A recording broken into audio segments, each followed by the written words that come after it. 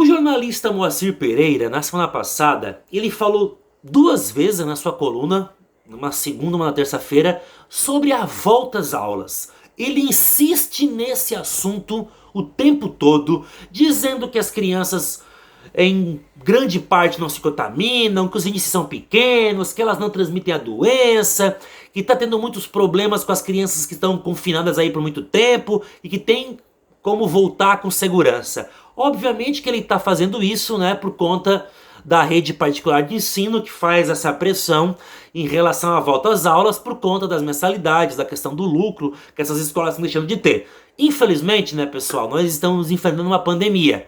Obviamente que o isolamento social ele traz consequências, a saúde mental, problemas psicológicos. Mas não tem outra forma de combater essa pandemia senão o isolamento social, como foi defendido por muitos profissionais de saúde. Infelizmente é um vírus que espalha muito rápido, causa muitas mortes e problemas, e é uma doença que ainda não é plenamente conhecida nem dos próprios médicos e cientistas. Então, quando eu vi um jornalista falar isso, ele tem que ter responsabilidade. Acredito que as escolas particulares têm que buscar financiamentos, aí que o governo federal devia estar oferecendo aí para as empresas, tem que buscar outras formas de se manter nesse momento. Infelizmente é difícil para todas e todos, nós sabemos, mas é uma pandemia onde a vida tem que estar acima de qualquer outro interesse, seu Moacir Pereira. Aí eu quero dizer para o senhor uma questão. Existem vários especialistas em saúde dizendo que a criança tem o alto poder de disseminação do vírus. O senhor diz que tem dados que dizem que não. Ué, mas entre os seus dados que dizem que não e os que eu li, recebi, que dizem que sim, na dúvida, o que nós devemos fazer? Nós não podemos colocar a vida das pessoas em risco. É uma doença desconhecida. Existem profissionais de saúde dizendo que a criança tem o alto poder de contágio. Ah, mas grande parte das crianças não morrem.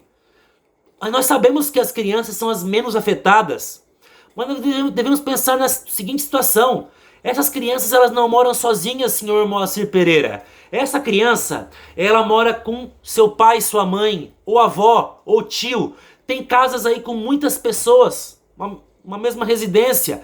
Tem muitas crianças que moram com os avós, com avô, com avó, com pessoas idosas, tá? Então vamos pensar nisso. E eu falo aqui como professor. Eu trabalho há 11 anos e meio na rede pública. Eu sei o que é a salas aglomeradas, cheias de criança. Quantos professores estão em risco? Essa criança que se contamina na escola, ela vai embora e contamina os seus familiares, seus avós, seus pais. E muitos desses vão correr um risco e vão acabar morrendo. A criança, em grande parte, não vai morrer. Mas os adultos que estão em casa, as pessoas de risco. Será possível que o senhor não pensa nessas questões? Será que o senhor não imagina que as aulas voltando presencialmente vai aumentar o número de contaminados? E com isso, eles vão contaminar os seus pais e avós nas suas casas?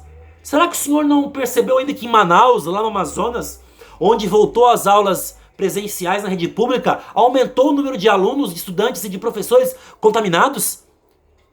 Se já teve um aumento de criança e adolescente contaminada nos últimos meses, vocês imaginam com a volta das aulas presenciais no Brasil afora?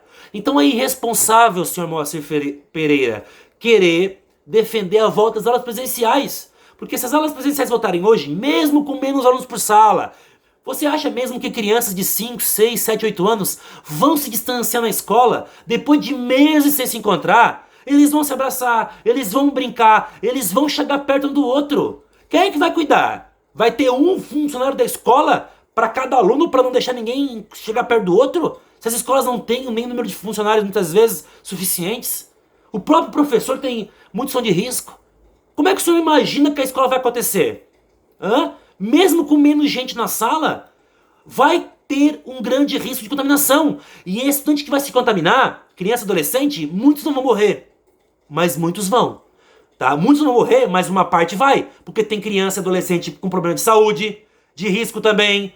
E vamos supor que desses que vão para aula, morra em 1 ou 2%. Já é bastante, porque poderia ser evitado. Aí você imagina essa criança contaminada. Muitas vão se salvar, mas elas vão contaminar os seus familiares em casa. Elas têm um alto poder de disseminação. Eu já ouvi isso de profissionais de saúde.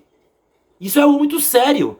79% dos pais não querem a volta às aulas presenciais no Brasil. 79%.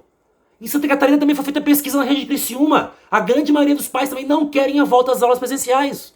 Isso são pesquisas. Aí o senhor vem dizer que um grupo de pais entregou documento para o Estado querendo a volta às aulas, que o índice de morte dentro das crianças é pequeno, que elas não têm muito risco de disseminação. Como? Você tem vários dizendo ao contrário. A criança vai voltar para as aulas, vai aumentar o número de contaminação e vai contaminar os seus pais. Não tem protocolo que dê conta disso. Primeiro, porque as crianças vão fazer a separação na sala, ela vai chegar na escola como? Muitas vezes por um portão. Na entrada vai se aglomerar, na saída vai se aglomerar. Como é que essa criança vai para a escola? Com transporte? Vai também, mais transporte, mais aglomeração. Mais gente no transporte público, mais gente lotando o transporte, que muitas vezes já é insuficiente. Então vamos colocar a mão na consciência. Jornalista Moacir Pereira, que eu li 2 vezes no jornal Tribuna de Notícias, sua coluna, e ela é injusta, ela não reflete a realidade, tá? E mesmo se alguns dados que o senhor apresenta fossem corretos, eu tenho outros dados dizendo ao contrário. Então, na dúvida, nós não podemos colocar o risco de pessoas, porque essa doença ela é nova, ela é perigosa, ela coloca em risco a vida das pessoas. Pode notar que depois da flexibilização, no mês de abril em diante, em Santa Catarina, ocorreu um número maior de contaminados e mortes em Santa Catarina. Por que será que em junho e julho aumentou tanto o número de contaminados e mortos? Também a flexibilização de todas as outras categorias levaram a isso. A gente sabe que isso também contribuiu. Então não adianta vir aqui fazer discurso querendo que volte às aulas presenciais. E a preocupação do Moacir Pereira é com as escolas particulares, né? A gente sabe muito bem os interesses que algumas pessoas como ele representam e defendem. E eu quero dizer aqui que eu defendo a vida acima de qualquer outra perspectiva. Nesse momento é combate à pandemia.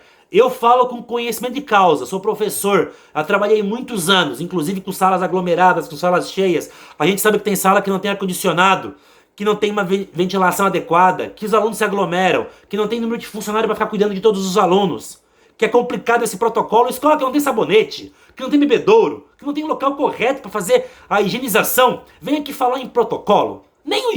Nem a rede estadual de Santa Catarina, nem as redes municipais de Criciúma e qualquer outra terão condições sanitárias seguras para que esse aluno estude, sem correr o risco de se contaminar. Nenhuma tem condição. E não é só por problemas de falta de investimento dos governos, também tem isso, mas também porque é uma pandemia, é algo novo que ninguém nunca enfrentou. Então nós temos aqui que levar essa discussão muito importante e combater essas falácias de Moacir Pereira e outros que defendem a volta às aulas, porque é um tipo de pessoa que não sabe a realidade da escola. Esse aluno que, se ir para a escola presencial, ele vai contaminar suas famílias e vai colocar em risco seus familiares, aumentando muito o número de mortes. Eu já li, inclusive, senhor Moacir Pereira, pesquisas que colocam que se as aulas presenciais voltassem no Brasil hoje, 10 milhões de novos contaminados nós teríamos no Brasil. Você imaginou? 10 milhões de contaminados no Brasil a mais?